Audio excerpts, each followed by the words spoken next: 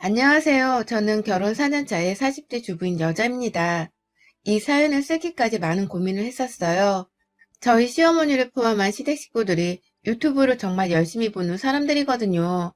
혹여나 내가 내 얼굴 까발리고 욕을 먹을 짓을 자처하는 건 아닐까 싶었던 나머지 바로 1시간 전까지만 하더라도 손가락이 많이 망설여 했는데요. 방금 받은 시어머니의 문자에 안 되겠다 싶어서 독한 마음 제대로 품고 사연을 날려보내요. 부디 시어머니가 읽어주길 바라는 심정으로 거짓 하나 보태지 않고 솔직하게 적어나가 보겠습니다.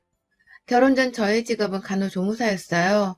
집안에 돈이 없어 당연히 돈을 벌어야 한다는 생각으로 인문계가 아닌 상업계 고등학교에 진학을 했었고, 학교 내에서 교우 관계로 인해 적응을 잘 하지 못하고 3년 내내 겉돌기만 하다가 결국 취업도 제대로 하지를 못한 채 졸업을 했네요. 사는 게 너무 막막했고, 또 나는 왜 이렇게 모자라기만 하게 사는가 싶어서 스스로에 대한 자책도 엄청 했던 시기였습니다. 집에서는 부모님이 빨리 돈을 안 벌어다 준다며 보채시고, 주변에 그나마 남아있던 일부 친구들은 다 취업을 했다는 소식이 들려오던 그때, 이대로 더 지치하다가 나 진짜 낙동갈 오리알 되겠구나 싶어서 바로 간호조무사 자격증을 따고자 했죠. 그냥 너무 어렸던 때였고, 뭘 해야 제가 잘 먹고 살 수 있는지에 대해서 알려주는 어른 한 분이 안 계셨기 때문에 저는 당장 제가 취업을 할 수 있는 자격증부터 따고자 했던 것이었습니다. 거기에 들어가는 돈은 아르바이트로 충당을 했고요. 그렇게 결혼 전까지 10년이 넘게 일을 했어요. 10년 내내 월급엔 변동이 없었지만 돈 벌어다 친정 부모님께 드릴 수 있는 용돈이라도 있는 게 어딘가 싶었습니다. 어쩔 땐 젊어서 고생을 더 해보자며 간호조무사 일과 다른 편의점 아르바이트를 병행했던 적도 있었는데요. 그렇게 반년하다가 몸이 부서질 것 같아서 얼마 버티지를 못하고서는 바로 아르바이트를 그만두기도 했죠. 그 후에는 간단한 부업 같은 걸 하면서 어떻게든 받는 월급을 더 올려보고 살려고 했고, 겨우 20대였음에도 불구하고 이렇게까지 하면 살았을 만큼 저는 답 없는 제 인생을 나름 잘 살아보겠다고 정말 열심히 일했습니다. 제가 서 있던 그 길 위에서 말이죠. 그러다가 남편을 만난 건 일하던 병원에서였어요. 저는 직원이었고 남편은 환자로 찾아봤었는데 그냥 치근덕거리며 말을 걸길래 이 사람이 왜 이러나 싶었는데 유독 저한테만 집중해서 말을 걸더라고요. 누가 봐도 저한테 호감이 있다는 사람처럼 말이죠. 주변 직원 동료분들이 우리 둘 사이를 이어주려고도 하셨고, 남편은 진료가 끝나질 않는 건지 아주 주기적으로 찾아와서는 저와 얼굴을 마주치고 또 대화를 나누려 했습니다. 그렇다 보니 저도 연애 한번 안 하고 일만 하며 고생하고 살다가 그냥 한번 연애를 해보고 싶었어요. 그땐 돈에 대한 숨통이 좀 트였던 때였는지 그냥 연애에 활짝 마음이 열려버리더라고요. 그렇게 남편과 인연을 맺었고 그렇게 맺은 인연으로 결혼도 하게 되었답니다. 남편이 저보다 7살 연상의 남자였어요. 친절하지 못했던 저희 친정아버지와는 달리 제게 잘해주는 남편이 아버지 같기도 하고 푸근한 어른 같기도 해서 마음을 확 기대버리고 싶었네요. 그렇게 결혼을 하고서 유부녀가 되었던 저. 하지만 그와 동시에 저는 일을 그만둬야 했어요. 이유는 바로 시어머니의 성화 때문이었죠. 간호소무사라니? 내가 어디 나가서 며느리 직업 부끄럽다며 제대로 말도 못하고 다니겠다. 조무사가 뭐냐? 차라리 옆에 있는 간호사를 꼬셔올 것이지. 왜 하필 조무사를 꼬셔 데려와서는 결혼을 하겠다고. 아이고, 내 머리야. 라고 하면서 제 직업이 부끄럽다는 말씀을 어찌나 하던지요. 결혼하던 당시에도 저를 많이 못마땅해 하고 남편이랑 나이 차이가 너무 많이 나 보인다면서 밖에서 낳은 딸이냐는 민망한 말씀도 하긴 하셨었거든요. 그래도 전 결혼하고서 제가 잘하는 모습을 보이면 시어머니와의 관계가 많이 좁혀질 줄 알았습니다. 하지만 시어머니는 시어머니시더라고요. 저도 열심히 산다고 조무사로 일하며 살았던 것인데 그간의 제 노력은 아무것도 봐주시지 않고 그저 직업을 비하하기만 바쁘셨죠. 저는 제가 간호조무사로 일하는 걸 자랑해 본 적도 없고 그저 어떻게 하면 더 잘 살 수 있는지를 모르는 어린애였기에 주어진 직업이나 열심히 붙들고 늘어진 채 부업까지 해가며 최선을 다해 살았을 뿐인데 말입니다. 그렇게 저는 결혼하고 내내 시어머니를 마주칠 때마다 괜시리 유축이 되고 자존심조차 챙기지를 못하는 약자의 존재가 되어갔어요. 저희 시어머니 목소리가 또 크긴 얼마나 크시던지요. 한번 소리를 지르며 저를 혼내시거나 마음에 안 든다고 제가 가진 직업에 대하여 비하를 하실 때만큼은 저도 정말 주눅이 들어서 바보같이 서 있기만 할 수밖에 없었어요. 남편과 늘 함께 시어머니를 뵙는 것도 아니었고 남편이 일을 하는 동안에 시어머니가 본인이 사는 집으로 저를 자주 불러내셨던 바람에 단둘이 좋아할 때가 많았죠.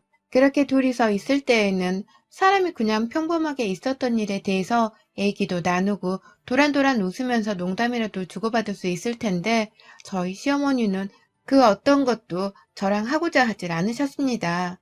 애초에 마음에 안 들던 며느리였는데 그런 며느리가 무슨 말을 하건 시어머니는 관심이 없으셨던 거죠. 그런데도 저를 꼬박꼬박 시댁으로 불러내기는 하더라고요. 그리고 무엇보다도 매주 시어머니가 동네 근처에 있는 시장으로 장을 보러 장바구니를 끌고 가시거든요. 동네 근처라고는 하지만 걸으면 좋게 30분은 가야 해서 버스를 꼭 타야만 했고요. 그날은 무조건 제가 시어머니의 곁에 동행을 해서는 같이 따라가야 했던 날이었습니다.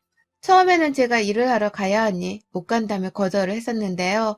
시어머니가 그걸 남편한테 전화를 해서는 조무사 주제에 그만 안 두고 여태 일하고 있는 거냐면서 아주 난리를 피워대신 바람에 남편이 다 쩔쩔매면서 제 일을 그만두게 하겠다고 말씀을 드렸어요. 그 바람에 저도 남편의 뜻을 따라 직장을 그만뒀고 대신 제가 돈을 못 벌어 친정에다가 용돈을 드리지 못하게 되었으니 그걸 남편이 대신 내줄 수 있냐고 물었죠. 그러자 남편도 큰돈이 아니니 자기가 충분히 지불할 수 있다면서 그 후로는 저희 친정 용돈까지 남편이 알아서 챙기기 시작했고요. 어쩌면 휴식 한번 취하지 못하고 20살 적부터 쭉 일만 하고 살았던 저에게는 일을 쉬고 가정주부가 된다는 것은 큰 행운과도 같았습니다. 내가 일을 하지 않아도 내가 먹고 살 만한 돈들이 들어오고 있고 또 남편이 대신 우리 친정의 용돈도 다달이 준다고 하니 정말 팔자가 핀 케이스였죠. 그렇게 생각을 하고서는 시어머니의 잔소리도 다 토달지 않고 받아들이려 했습니다. 하지만 제가 일을 그만두고 나서는 더욱 적극적으로 저를 찾으시고 시장 갈 때마다 뭐 그리 사는 것 많으신지 한가득 바구니에 담는 바람에 저는 그걸 질질 끌면서 시장 바닥부터 시댁까지 돌아다녀야 했어요. 제일 고역했던 것은 집에 가는 길에 버스를 타는 것이었죠. 만약 버스가 지상버스가 아니라 계단을 올라가야 하는 버스라면 저는 그 무거운 장바구니를 제 손으로 혼자 들고서 버스에 올랐다가 내려야 했거든요. 순간 장바구니를 들어 올렸다가 하늘의 별이 보였던 적도 있었고요. 너무 무거워서 도저히 혼자 들 수가 없어 시간을 지체하다가 승객한분이 못 기다리겠다며 애처로운 눈빛으로 저를 도와주신 적도 있었습니다. 그 순간마다 저희 시어머니는 벌써 버스 안에 자리를 잡고서는 혼자 창밖을 보며 편안히 앉아 계셨죠. 밖에 첫사랑이라도 있는 건지 얼굴에는 살짝 미소까지 머금고서 쳐다보는데 그때마다 제 속에서는 천불이 끓었어요. 그렇게 겨우 집에 도착을 하고 나면 고생길은 또 연속이었습니다. 시장에서 사온 야채 혹은 고기들을 손질해야 한다면서 저를 바로 부엌으로 집어넣으셨어요. 저는 야채 손질 다 해서는 냉장고 안에 고이 모아놓는 일까지 떠맡았어요. 그리고 나면 시어머니가 장바구니도 더러워졌을 테니 빨라고 하고 그 면포대기를 직접 손으로 빨고는 말려놓고 나서야 부엌을 겨우 빠져나올 수 있었죠. 하지만 대부분의 시간은 빠져나오지를 못한 채 남편 퇴근 시간까지 부엌 안에 잡혀 있었습니다. 저희 시어머니는 매번 새로 담그는 겉절이 김치만을 드시는 분이시거든요. 그 입맛을 아주 빼다박아서는 저희 남편도 그렇고 형님도 그렇고 겉절이 김치만을 열심히 먹었어요. 그 바람에 시어머니는 매주 시장에서 사온 배추로 새로이 김치를 담갔는데 그걸 제가 만들어야 했습니다. 처음에는 겉절이 김치를 담글 줄 모른다며 욕도 엄청 먹었고요. 혼자 만들었다가 맛없는 김치를 만들었다며 혼이 나기도 했어요. 그 과정들을 거치고 나서야 겨우 김치 만들 줄 알게 되어서는 제가 혼자서 이 집안의 겉절이 김치도 담당했고요. 언제부터 제가 시댁까지 불려와서 부엌 일을 하고 장을 함께 볼 만큼의 식모살이를 하게 되었는지는 저도 정확히 모릅니다. 너무 처음부터 한결같이 이런 식모 취급을 받으며 시키는 일들은 다 하고 살았는지라 저도 제가 왜 이러고 살게 되었는지 정작 몰랐어요. 그냥 시키니까 또 하고 또 하면서 생각이라는 걸 점점 안 하고 살게 되었죠. 생각을 하면 제 스스로가 너무 비참해 보였기 때문에 최대한 머리를 비우고 살고자 했습니다. 그런 저를 어머니께서는 시간이 지날수록 더 쉽고 우습게 보시는 듯 했고요. 그러다가 제가 추석 바로 직후 교통사고를 당하게 되었어요. 친정에 갔으나 제대로 된 대접을 받지 못해 섭섭했고 제 남편에게 고기 반찬 하나 제대로 내어주지 않으시는 걸 보고서는 참 부끄러운 마음에 그냥 더 일찍 집으로 돌아가고자 했습니다. 시어머님께 시집살이를 당할 때에는 참 미운 남편인데 우리 부모님도 남편한테 해주는 것 없이 푸대접만 해주실 때에는 제 얼굴이 화끈거리며 남편이 참 불쌍하더라고요. 미안하기도 했고요. 이런 생각을 하다 보니 그 생각은 꼬리에 꼬리를 물어서는 난 시부모님 운도 없지만 친정 부모님 운도 지질이 없는 사람이라는 결론이 내려졌어요. 나같이 인복 없는 사람이 또 있을까 싶어서 무지하기 힘들었답니다. 결국 남편 데리고 집에 가는 중에 너무 미안해서 고기 하나라도 구워 먹이겠다면서 남편한테 마트 앞에 세워달라고 했습니다. 그래서 남편은 저를 내려주고 먼저 집으로 갔고 저는 바로 마트에서 고기를 샀죠. 그냥 이것저것 남편 먹이려고 장도 더 봤고요. 그런데 그러고 마트에서 나오다가 사고를 당했어요. 마트는 동네 한가운데에 있는 거라서 큰 도로가 있는 건 아니었지만 그 앞에 조그마한 신호등 없는 횡단보도가 있었을 만큼 차량이 많이 다니긴 했거든요. 거기서 저도 주의한다고 주의를 했는데 갑자기 달려온 오토바이를 피할 수 없었습니다. 그렇게 부딪히고서는 저는 바로 다리를 밟혔고 정신없이 남편한테 전화하고 마트 사장님은 경찰에 신고하고 오토바이 운전자는 멀쩡했지만 저는 다리를 접질렀는지 일어설 수가 없어서 그대로 남편이랑 같이 병원에 갔습니다. 고기 하나 구워주려다가 사고를 당해서 졸지에 병원 신세를 지게 된 것이었죠. 저를 친 오토바이 운전자는 치킨집 배달 알바를 하고 있던 분이시더라고요. 다행히 고용업주분께서 진심으로 사과도 해주셨고 병원 치료에 필요한 합의금도 지불을 해주셨기 때문에 저는 제 몸만 잘 챙기면 그만이었습니다. 하지만 엑스레이상 뼈에 금이 갔다는 소견에 깁스를 하고 나오니 저는 걷는 것조차 혼자서 제대로 할 수 없는 아픈 사람이 되어 있었어요. 치유가 되면 나중에 당연히 괜찮아지겠지만 지금 당장은 무리였죠. 그런데도 이런 저를 시어머니는 참 지독하게도 불러대시대요. 설마 했는데 다리에 깁스를 했다는 말을 분명 전해 들었을 텐데도 너 우리 집 오는 거 알지? 다리 다쳤다고 하니 평소보다 1시간 정도 늦게 약속을 잡아보자. 그럼 됐지? 라고 하며 구태여 저를 보겠다고 절 부르시더라고요. 다리를 다쳤으니 1시간 정도는 더 여유를 주겠다는 말씀을 하면서 마치 저를 엄청나게 배려하고 있는 사람이 마냥 구셨습니다. 저로서는 참 힘이 빠지는 말이었죠. 오른쪽 다리에 깁스를 했고 왼쪽 다리는 처음에 많이 불편했지만 지금은 좀 나아졌거든요. 웬만하면 걷는 것보다는 휴식부터 먼저 취하라고 병원에서도 말을 하셨기 때문에 저도 좀 휴식을 취해보고자 했는데 저희 어머니께서는 추석 명절에 그렇게 질리도록 저를 봐놓고 또 저를 찾으셨습니다. 그러니 저도 어머님이 전화를 다 끊기 전에 정말 용기 내서는 말씀을 드렸어요. 어머님, 제가 지금 다리 깁스를 했고 목발 없이도 걸을 수는 있지만 장거리는 절대로 걷지 못해요. 목발 들고서 어머니 뵈러 가면 저 한나절 걸릴지도 모르는데 오늘은 그냥 집에서 제가 좀 쉬면 안 될까요? 빨리 나으려면 지금 휴식이 중요한 시기여서요. 라고 말입니다. 사람이 아프다는데 설마 이 정도로 말씀을 드리면 당연히 이해를 해주고서는 다음에 보자고 하실 줄 알았어요. 안 그럼 저 대신 목발을 집어들고서 대신 걸어주실 것도 아닐 거였으니까요. 하지만 어머님의 대답은 아주 예상 밖이었습니다. 네가 의사냐? 네가 간호조무사였지 네가 의사였니? 어디서 휴식이 중요한 시기네만에 의학 지식을 가르치려 들어? 그러게 조심 좀 하고 다니지 그랬어? 왜 교통사고를 당해가지고는 멀쩡한 다리를 그 지경으로 만들어 놓고선 오라는데 오지도 못하겠다고 설쳐. 잠만 말고 그냥 와. 목발을 짚고 기어서라도 와. 너 올 때까지 나는 기다릴 테니까. 라고 말씀을 하셨어요. 다리 다친 사람이 휴식을 필요로 한다는 건 의학 지식이 아니라 상식인데 어머님은 그 상식마저도 제가 자랑질을 하는 걸로만 생각을 한 건지 저를 너그럽게 봐주지 않으셨습니다. 오히려 또 조무사 어쩌고 하면서 제 전 직업을 비꼬으셨고 남에 의해서 발생한 저의 교통사고를 마치 제 탓인 마냥 혼을 내셨어요. 사람이 원래 아프면 마음이 약해진다고 하잖아요. 저도 많이 힘든 상태였는데 어머님이 그렇게까지 혼을 내면서 당장 시댁으로 오라고 말씀을 하니 할 말이 없더라고요. 괜히 서럽고 감정은 막 북받쳐 오르는 것 같았습니다.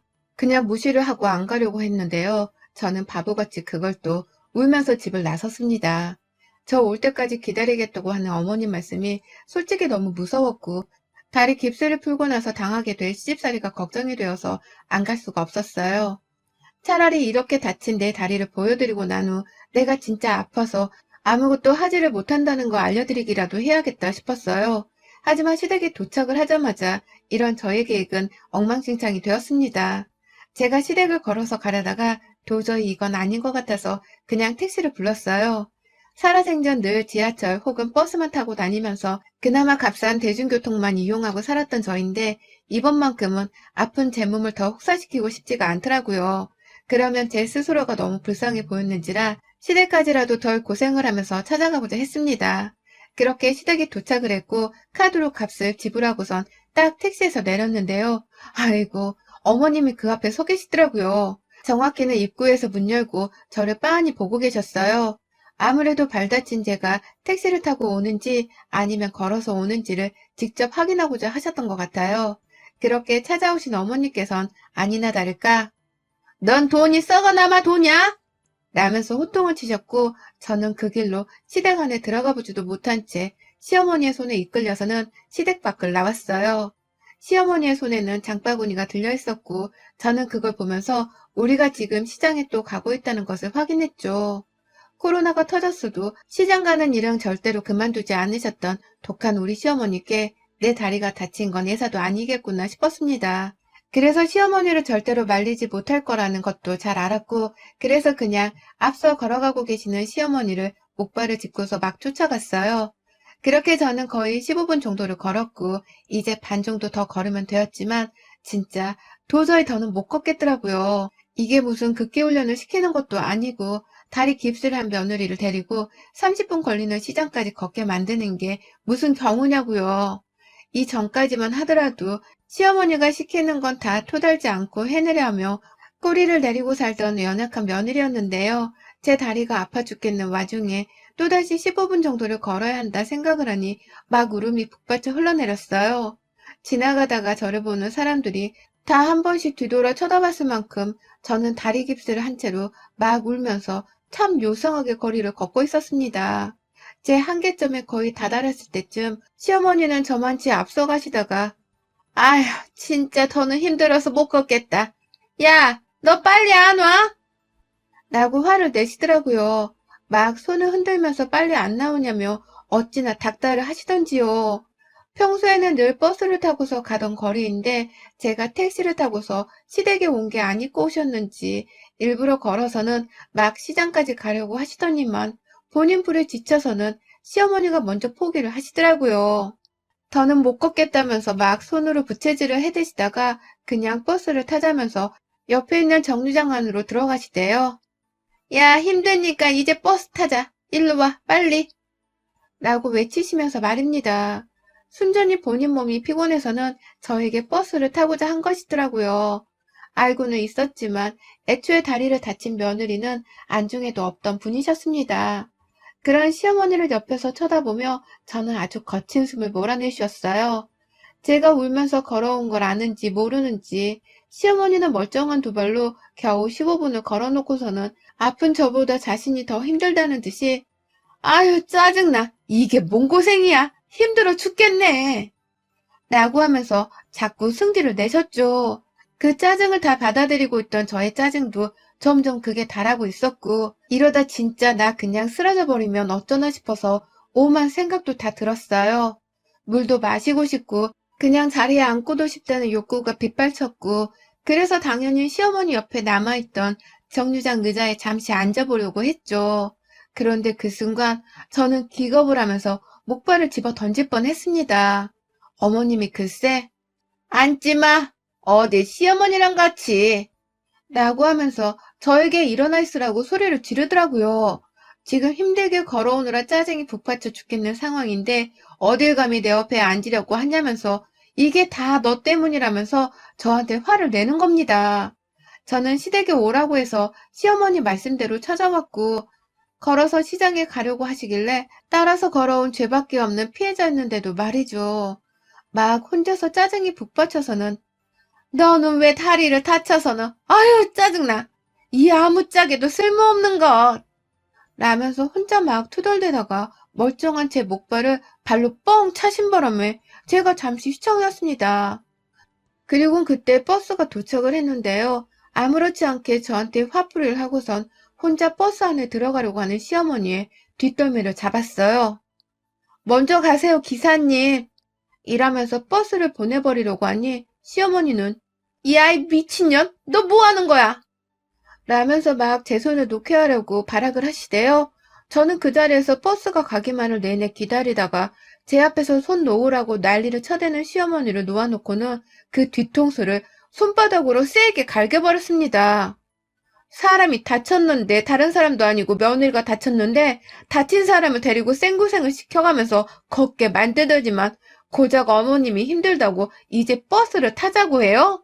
어머님이 그러고도 천당 가실 수 있을 것 같아요? 부처님도 어머님 같은 사람을 안 받아줘요. 어딜 가도 어머님은 그렇게 살다가 지옥에 갈 겁니다. 라고 말을 하면서 들고 있는 목발로 확 한 대 때려주겠다는 듯이 손을 드니까 어머님이 아! 라고 하면서 주랭랑을 치더라고요. 제가 뒤통수를 좀 세게 쳐드렸는데 그게 많이 아프셨는지 저랑 제대로 한판 뜨지도 않고는 그냥 그 길로 저희가 왔던 길을 향해서 막 냈다 뛰시는 거예요. 그마저도 나이가 있으신 분이라서 경보를 하듯이 재촉을 하며 천천히 뛰어가셨고요. 도망치면서 제가 따라오나 안 오나 뒤를 돌아보는 그 꼴이 얼마나 우습던지요. 혼자 막 그렇게 가다가 저 멀찌감치서 저를 향해 야, 이 썩을려나 네가 감히 어딜 너 내가 가만 안 둬? 라고 하면서 또 할 말을 하던데 제가 그 뒤를 바짝 쫓겠다면서 시어머니가 계신 방향을 향해 막 걸어가는 모습을 취하니 어머님은 또 바로 주랭랑을 치더라고요. 그 길로 저는 어머님이 너무 없어 보이고 또 애잔하다며 그냥 도망치는 그 꼴을 무시한 채 혼자 택시를 잡았어요. 택시를 타는 순간까지 어머님이 저를 보고 계시다는 걸 분명 알고 있었지만 한 번을 쳐다보지도 않은 채 저 혼자 요요히 택시를 타고 집에 왔습니다. 그리고는 하루 잠수를 타더니만 아까 문자가 한 통 왔네요. 너 내가 가만 안 둔다고 했다 분명히 라고 말이죠. 이 문자에 저는 또 속이 뒤틀려서는 이 사연을 써보겠다는 결심을 하게 되었고요. 이 글을 쓰는 도중에 제가 잠시 시어머니께 너도 내가 가만 안 둬 라는 답장을 보냈는데요. 남편 퇴근할 때까지 시어머니가 전화를 계속 해대고 난리도 아니셨어요. 이걸 받을까 말까 고민을 하다가 그냥 전화는 남편에게 바로 바꿔줬습니다. 아픈 사람을 똥개울려 시키길래 뒤통수 한 대 갈겨드렸다는 말까지 솔직하게 하면서 더 이상 시어머니를 어른 대접해주고 싶지 않으니 상대할 거면 당신이 직접 하라는 말까지 분명히 하면서 말이죠. 그리고 저는 그와 동시에 일이 힘들고 박봉이더라도 다시 간호조무사 일을 시작하기로 마음 먹었습니다. 차라리 내가 속 편하게 직장 다니고 돈 벌어서 나다운 삶을 조금이라도 접해보며 사는 게 낫겠다 싶었거든요.